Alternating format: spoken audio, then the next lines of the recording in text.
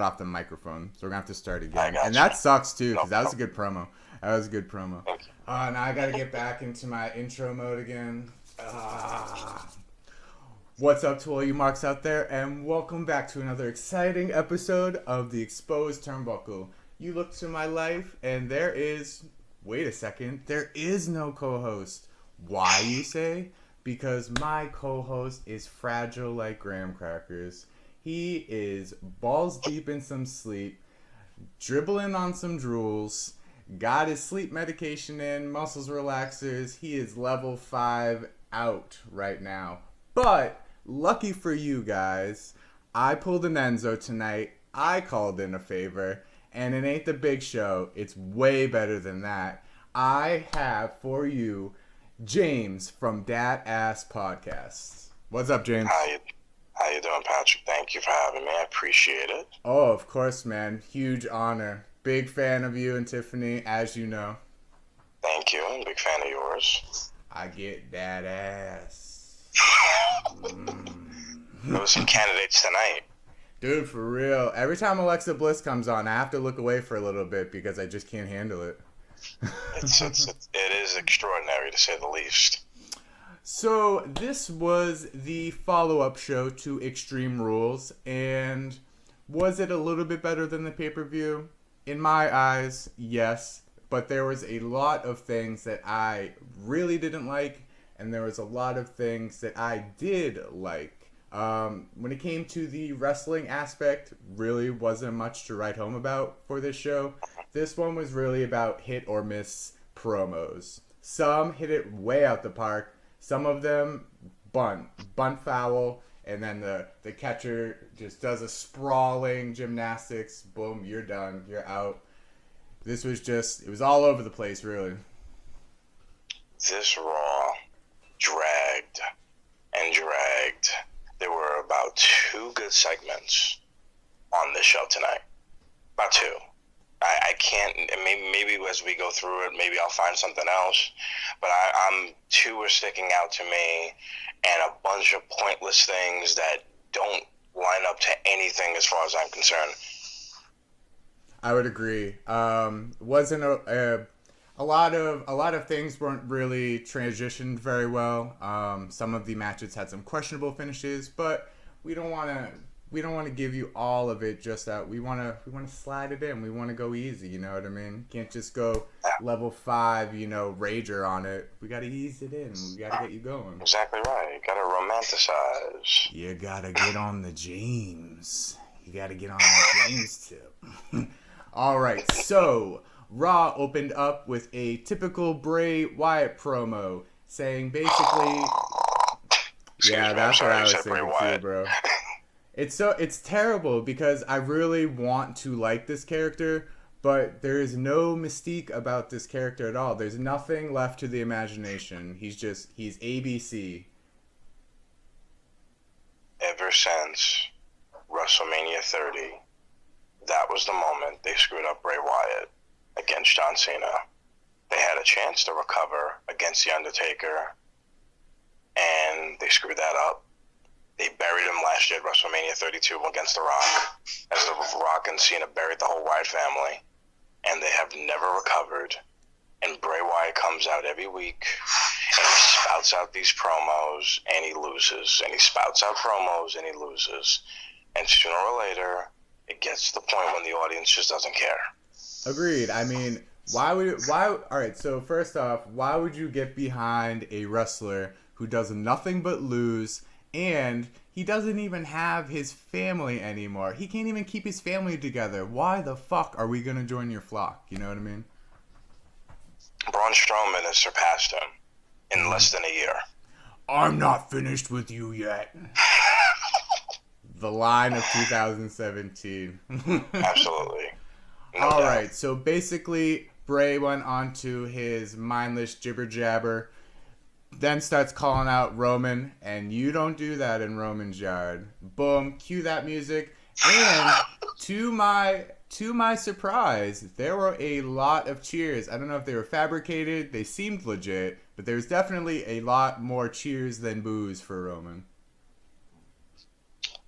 I heard a spattering of cheers. I heard mostly boos, but I do know what you're talking about. Maybe they were contrived, maybe they weren't, not sure, but they seemed a little bit legit. They seemed more legit than usual, I'll say that. Well, it's like I was telling you earlier, it's really not so much that his character has changed, it's that his demeanor is slowly becoming what Roman Reigns' demeanor should have been all the time. Like, I feel like maybe like even as most recent as 3 months back, he had cocky confidence, but this one is more gritty. This one is just like, I'm a beast, dude. You come in here, you're gonna get torn up real nice. They could make him even more smug if they wanted to. They really, really could. I can kind of see what you were talking about. When you first said it, I was like, oh, what are you talking about? And then when I look back on it, I was like, you know what, Patrick has a point. So, but I think they could even make him more smug with the promos, but they just don't want to turn him heel. That's why they're not going to do it. Yeah, true, but it's kind of like what they were saying, like, you don't need to turn him heel because he already has heel reactions, so why as WWE would you deviate from the plan when you can do your plan and you literally get the best of both worlds because you're playing the story out as a face, but you're getting crazy heel heat. And whether you like it or whether you hate it, Roman always gets the biggest reaction. And people say that it's not about reaction. I say fuck that shit, because it is. If you come out as Apollo Crews, you tell me that I would much rather come out to like 20,000 people booing the shit out of me rather than just watching everybody run to the bathroom and go refill their beers when I come out. You know what I mean? Exactly. Well, you're right about that. That's unfortunately Apollo Crews' fate. And if he doesn't stop smiling, that's exactly what his fate's going to be. And Titus O'Neil's not helping you. Yeah, Apollo Crews. He's going to be the new Orbit gum spokesman. Orbit, for that fresh, clean feeling. All right, so basically Roman comes in and he goes, you are definitely not going to talk some shit in my yard. You want to know what happens? Boom, Undertaker chop, and here we go. So I always thought it was funny too, like Undertaker chop. Boom. So this match was okay. It lasted a little bit. There were about 2 or 3 commercial breaks, I believe, during this match. So from the opening Bray promo to the end of the Roman Reigns Bray Wyatt match, I believe is about 30 some odd minutes. So they definitely had a lot of time to run on that opening segment. Yeah, you're right about that. There was a lot of time to run right to the refrigerator and make something to eat. Because we all knew the outcome of this match. As everybody went down to the leg drop in the 80s, everybody goes down to the spear today, baby. Do you think Vince McMahon gets a little bit more wrecked every time Michael Cole goes, Superman punch? He goes, no, I think Vince gets more wrecked when Michael Cole goes, here comes the big dog. Ridiculous. I wonder if they have to fill like a quota of how many times they have to say like big dog and yard, like a checklist. Like I have to say big dog 5 times in this 2-minute segment. Jesus, dude, you are off the walls. I wouldn't be shocked. You are crazy. So basically, if you guys are wrestling fans, you guys know the deal. Bray dominated early. You can't keep Roman down for anything. Literally, Roman Reigns could not show up and still win that match somehow. That is how indestructible he is. Bray tries to go for the Sister Abigail. Roman's not having that. Roman hits a Superman punch, which leaves Bray staggered. Runs right into the spear. 1, 2, 3. And the big dog is still howling around his yard. Ow! Ow, ow! And then we cut to a Enzo and Cass promo, and Enzo's basically talking about how nobody has the scoop on who took him down. Nobody's really telling him anything. And Cass says, oh, man, that's fucked up. You guys think it's me? I mean, because that's what I personally thought. Like, I thought the angle was going to lead that way. And he pretty much just vowed to keep Enzo in his sights 24/7. And I wish that Enzo had kept Cass in his sights 24/7 because we were totally punished as fans later on. But we'll get to that big hot mess. Well, anyways. So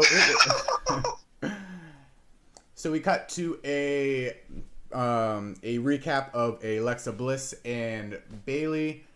Basically shows Bayley's official live and in-person burial. Like, Extreme Rules should have been called Buried Alive. There's literally not much more you can do to personally cover every inch of Bayley in fecal matter, because she is just done, cooked, and put out to pasture. I'm totally expecting her to disappear for a while. Maybe until like everyone forgets how terrible she was, like on her first come up, or maybe even punish her, like put her back down in the little leagues again, make her kind of build it back up again, but because she's lost something and it doesn't seem like it's gonna come back anytime soon. I find it remarkable how this company can find a way to ruin a babyface like Bayley. It's the easiest gimmick to market. It's the easiest character to not screw up. And they not only screwed her up, Patrick, they made her seem like she's this 14-year-old virgin who can't defend herself. They buried whoever produced that wrestling match at Extreme Fools should be fired. Agreed. Should not only be fired, should be castrated. And given to Bayley, but she would never touch them anyways, so. It was so pathetic. And you're right. You hit the nail on the head. Buried in fecal matter. And the fact that she didn't show up to Raw because she got beat up by a few kendo stick shots? Are you kidding me? True. I don't even think... That's your explanation? Did she even get any kendo stick shots in on the pay-per-view? I think she got it stolen right no, out she of her didn't. hand. She held the stick for like 50 seconds. And then looked like Sophia from the Golden Girls when she would threaten Blanche with a backhand, and then never did anything with the kendo stick. Yeah, dude, it's crazy. Well, we'll have to see what goes on with Little Miss Bayley. I think she's gonna need a couple more Bayley buddies in her corner to get her out of this one. All right, so we cut to a backstage promo. Speaking of Little Miss Bliss, Angle met up with Alexa in the back. Alexa was basically prodding Angle for a little ego boost, like, hey Kurt, you see what I did? Hey, how about welcome back, champ? How about a great match? No, none of that. It's okay. We don't need that. We're good. So then she says that she is done with the whole Bayley thing. Thank God. I think the whole WWE should just be done with Bayley for a minute. Just kind of give her the Nia Jax treatment. Just put her on the shelf for a few weeks. Nobody will notice. Nobody will care. So then she goes, Angle, what do you think about this? Alexa, this is my life. And then everyone starts laughing, and Angle goes, no, your segment last week was the worst rated segment in Raw history. And I'm glad that they brought this up, because it was fucking a train wreck, dude. Like, I would rather watch 100 Ellsworth promos rather than rewatching that just once. Just terrible. I'd rather watch an eclipse without having any eye protection than watch that segment again. Like, where the hell did they get those actors? From, like, the Boys and Girls Club? Like, Jesus Christ. I'm just like, I didn't get the part for Aladdin. Video actors better than that. It's amazing. Like, you could scan YouTube for like 20 seconds and find way better casts. Gee, Mrs. Flapper. I mean, for God's sake, are you kidding me? She was a flapper, for sure. So anyways, back to the meat of the story. So he basically shits on Alexa's promo last week, and he brings up the fact that he did promise Nia Jax a title shot, and she will get that title shot later on tonight. And I was jazzed up for this match. Ended up being not so great, but why not give it to Nia? You know what I mean? Like, just kind of let her run with it, see what she does. I mean, she's not doing anything. she's not going to win you over with her words. She's going to win you over with just pure violence and brutality. Like when she was coming up, I think Braun and Nia were pretty much running the same squash match, linear.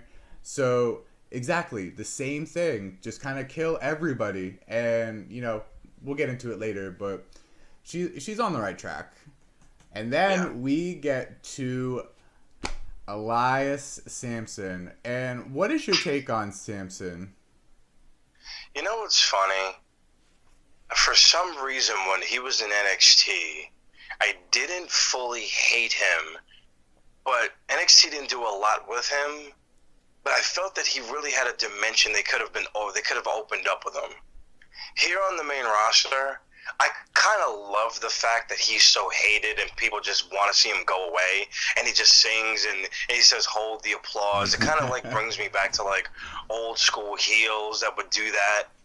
Like the model Rick Martel would kind of do that type of thing. He would be really hated right after he turned on Tito Santana. I'm really showing my age with that feud, talking about that, but in the early 90s, and he was kind of like the same type of heel.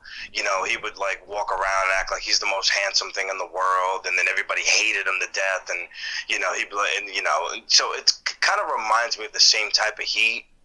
It is a little bit a lot of it is go away heat, so we'll see what they do with him.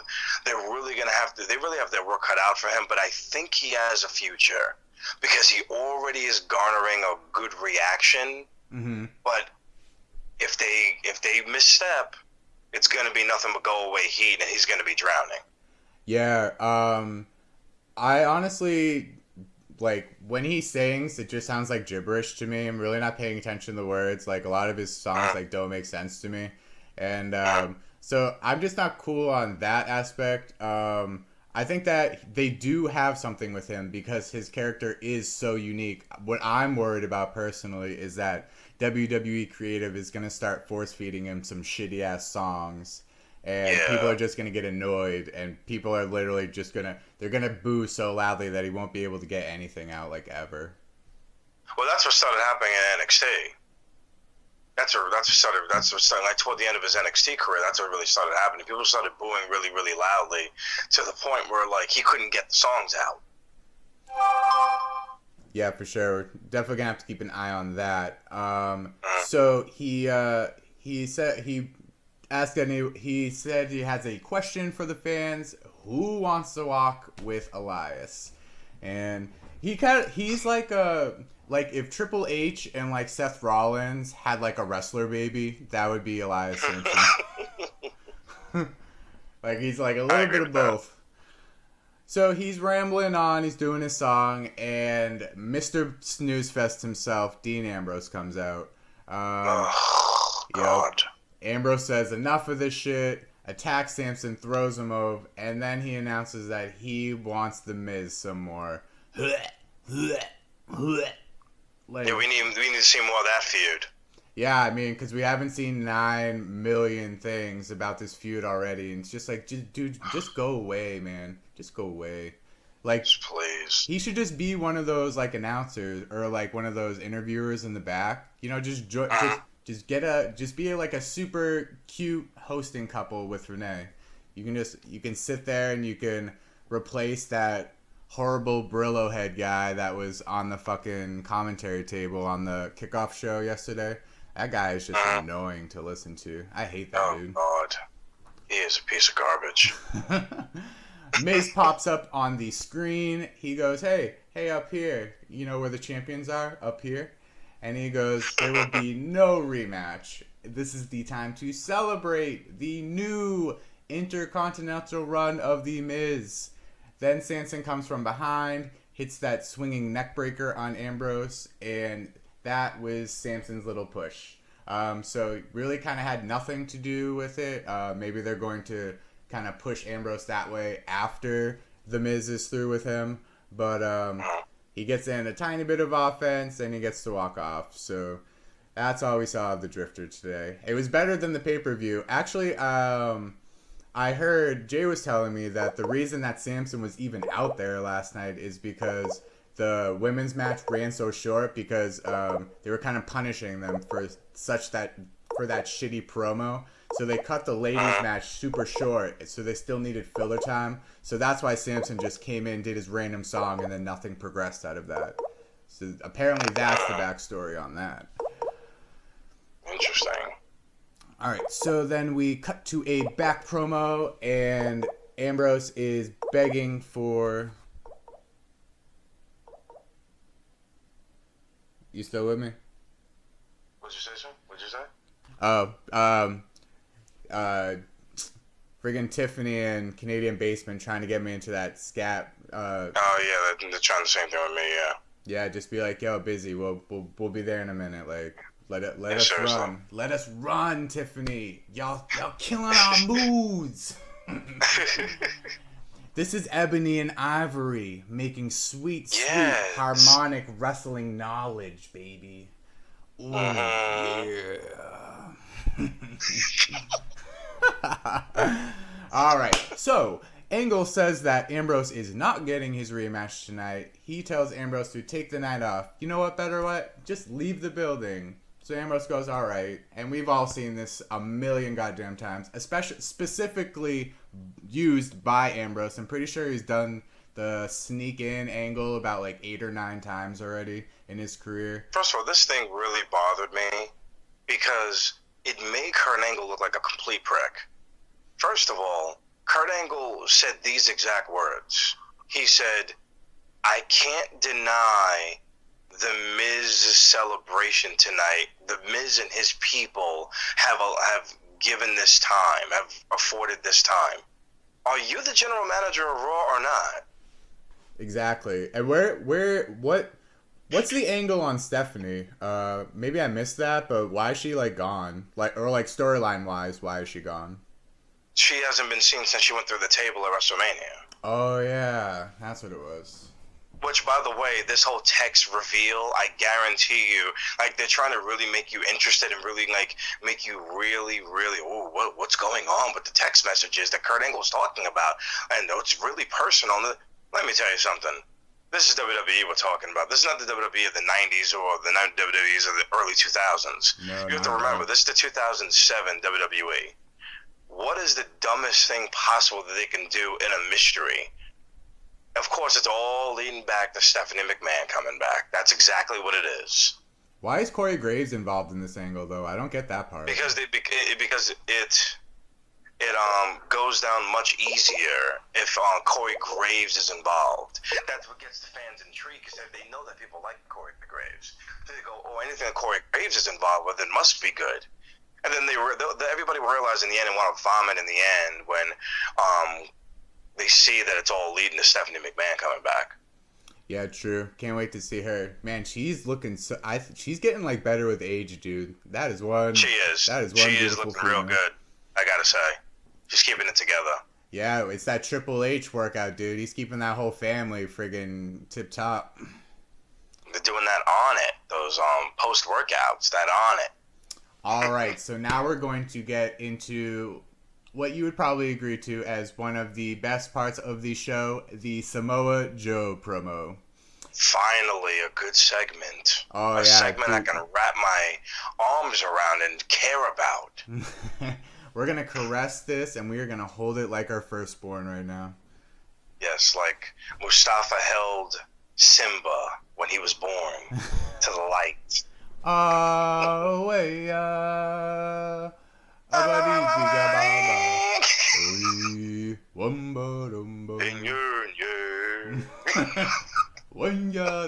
Anyways, all right, so Joe comes out and he goes, not gonna waste any time, I'm going to make this short and sweet. Who stands before you is a man who is not afraid of Brock Lesnar. But on the other hand, Samoa Joe says that he envies Lesnar and everything that he has, and he would love nothing more than to take everything out of Lesnar's life and take it as his own. And then we had the showdown, the confrontation between Samoa Joe and Paul Heyman. Oh, yes.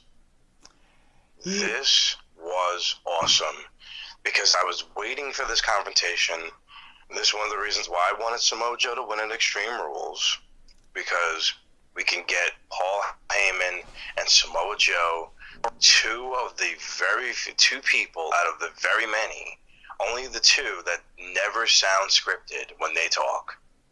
And Paul was given those great, beautiful lines talking about, Finn Balor was the, best case scenario, and how Samoa Joe was the worst case scenario, because Samoa Joe doesn't fear Brock Lesnar. But not only that, he likes the fact that Brock Lesnar doesn't fear him, because he can just sneak up from behind and surprise Lesnar while Lesnar doesn't take him seriously. And Paul Heyman talks about how he worries for a living, and how he's worried about that Joe could actually be that guy that could take the championship from him. I thought it was an awesome dynamic between the two. I would agree. And then we had the real intimate. So Joe drops the mic, and this was like confusing to me. Like, if they imagine the people who are watching this live because they can't hear the audio. So literally all it looks like is Samoa Joe is about to like shove his tongue right into Heyman's mouth. Like, it literally just looked like he was about to make out with him the whole time. Like, cause they can't hear, and I thought it was so curious why they wanted to keep it, intimate. And so I don't remember like line by what he said, but he's like, "Listen, Paul, something bad is about to happen to you right now." And I, like, as soon as I heard that, I was like, holy shit. Like, that was a great line. Like, and Paul just instantly clams up, like, in fear. Like, this just had, like, some jail prison rape, like, kind of feel to it. It's just really like, did. This was Oz all the way. You know what's about to happen right now? You can't fight it. It was like, I'm about to close the curtain, and it's about to be that serious sodomy type of situation. Yeah, he was getting all intimate, and he's like, "You know what? I'm going to put my arm around your neck. Your world's going to get a little fuzzy, you know what I mean? And I want you to explain in great detail to Brock Lesnar all of the things you experienced tonight." And then Coquina Clutch. I was talking to Connor on this right before it came out, and I was like, the only way, because I was thinking about it, and you're not going to have heel versus heel per se. So the way you get Lesnar face, get some backing from the fans rather. You gotta have Samoa Joe do something even more vicious where they're going to side with Lesnar. So how do you do that? You pick on poor old Paul Heyman. You choke the shit out of him in the middle of the ring. And there you go. Now you have your face, and now you have your heel. Because now Lesnar is still a beast. Nothing about him has changed. Only the fact that now you want him to kick the shit out of Joe for what he did to Heyman. So I thought this is where they were going to go, and I'm glad that they did, because this is the perfect transition to set up this thing. So it does make a little bit more sense. It was perfect. The whole segment was perfect. And it really frustrates you as a fan, because if this came off so perfect, it shows you that they really could do this with everybody. All segments could be this interesting. All segments could be great. And the fact that only 2 segments out of the show were good, and out of everything else, it just makes no sense. But this is one of those segments that restores your faith and keeps you being a wrestling fan, because every now and then you see a little magic, and that's exactly what this segment was to me. Yeah, Joe couldn't have come at like a better time, especially with Braun on the shelf. He's going to have to shoulder that show a lot more. He's going to have to take on a bigger piece of the pie a lot quicker than what people... I think a lot of people were thinking that the Joe and Lesnar thing were going to get dragged out, but nope, they're just going to go right into it with Braun on the shelf. Absolutely. All right, so then we cut to the back, and Kurt Angle is scolding Joe for what he did, but then Seth comes in the back saying, "Oh, congratulations. Yeah, you won last night, and you beat Balor, but you didn't beat me. I'm not Roman. I'm not Balor. I'm certainly not some fake prophet like Bray. Seth Rollins doesn't speak in riddles. He speaks right in your face." And when he saw that, I was just like, shit, dude. But I mean, like, if this leads into a Bray and Seth feud, ugh. I don't. It's really just Bray. Like, I feel like there's other than Balor. I think that's really the only one feud that I want to see Bray in. I want to see Demon Balor face Bray Wyatt. Like, wasn't it teased at like WrestleMania? Isn't that when it first started? It was teased. It was the week after the WrestleMania Raw. I went to that Raw that was in Jersey, and the new Nassau Coliseum. That was the night of the Superstar Shakeup, and that's where they teased the Wyatt Balor feud, and then now they've just totally gone away from it. Yeah, yeah. I don't really know what they have in store for Bray. I mean, like, he doesn't seem like he's going to be in the title picture anytime soon. Maybe he drops down to like IC status. Like, maybe that's more of his level. You know what I mean? Just kind of play with the new toys of the WWE down a rank lower. You know. I think the Miz and Bray, that could be cool for a little bit. I don't know. I don't know if that's gonna work. It's really about if no matter who Bray Wyatt feuds with, if he loses another feud, it just continues the eye rolls of the audience and just goes, oh, please get him off our television. Yeah, for sure. That's what he's becoming. Yeah, he doesn't win anything, you know. So Bray Wyatt, jeesh.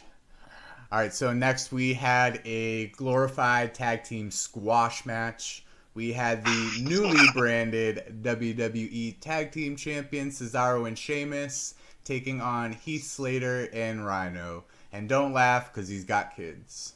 He needs his airtime, goddammit. He needs his airtime. Where were the cheese and crackers tonight? That's what I want to know. Literally only 2 spots that I found was noteworthy.